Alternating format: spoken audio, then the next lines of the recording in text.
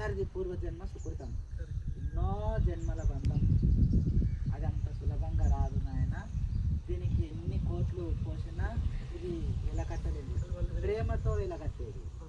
ప్రేమతో భక్తితో మాత్రమే గురువుని భగవంతుని చేరుకోగలుగుతారు.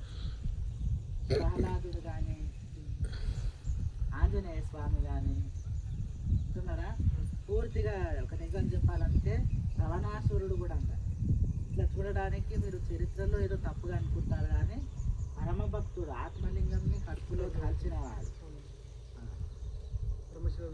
కాకపోతే అహంకారం చేత అన్నీ నాకు విద్యలు వచ్చినాయి, నాకు అన్నీ ఉన్నాయని చివరికి కోల్పోయింది. అది అందుకే పశువు బుద్ధి అర్థమవుతుంది కదా, పశువు బుద్ధిని మార్చుకోవాలి, పశుత్వాన్ని వీడాలి.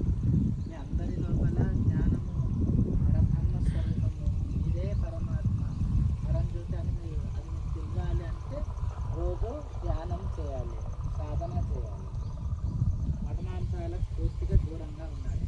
అట్లా అయితేనే ఇప్పుడు సబ్బు పెట్టి రోజు శరీరంగా అడుగుతావు, లోపల మురికిపోతుందా?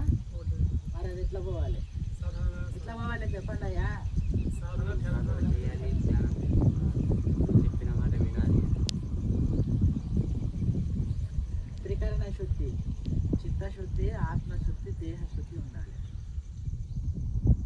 చిత్తశుద్ధి లేని శివపూజ లేలా, బాంధవ శుద్ధి లేని పాకమేలా, ఆత్మశుద్ధి లేని ఆచారమేలా. ఇట్లా ఇవి అంత సులభంగా రావు. మీకు చేయండి, రోజు సాధన చేయండి. ఈరోజు చాలా ప్రత్యేకమైన రోజు, చాలా పవర్ఫుల్ రోజు. మీ అందరికీ శ్రీమాత కృపా కటాక్షం ఎప్పుడు ఉంటుంది, మా ఆశీర్వాదం ఎప్పుడు ఉంటుంది. అందరూ ఒకసారి కళ్ళు మూసుకోండి. మనం అందరం ఒక 5 నిమిషాలు ధ్యానం చేస్తాము.